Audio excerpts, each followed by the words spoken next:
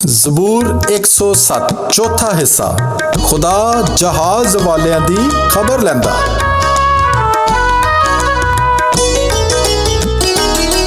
जो सैर करदे समुंदर दी विच जहाज़ां दे ते वड्डे पानियां विच कारोबार हुण करदे।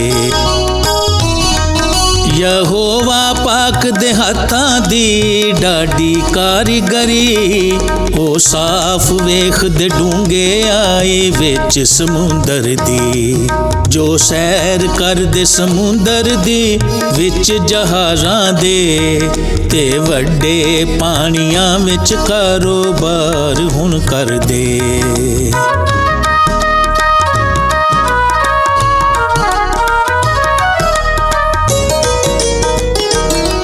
हवा तूफानी ओदे हुक्म नाल चलदी है, समुंदरां दियां लहरां नूं ऊंचा करदी है। आकाश उत्ते ओ चढ़दे ते हेठां जांदे हैन ते अपनी जान नूं दुखां दे विच खुलांदे हैन।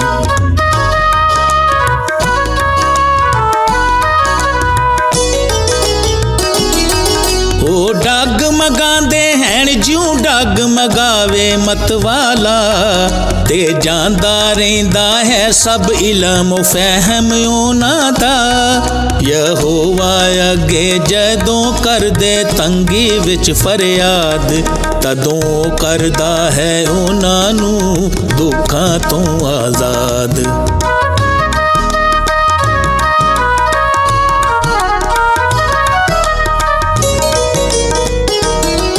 हनेरे नूं थमांदा ते मौजां करदा बंद तद मिलदा उन्हां नूं आराम हुंदे ओ खुरसंद। ओ जिथे चांदे हैन रब उन्हां नूं ले जांदा है ते ठीक थां उते उन्हां नूं ओ पुचांदा है।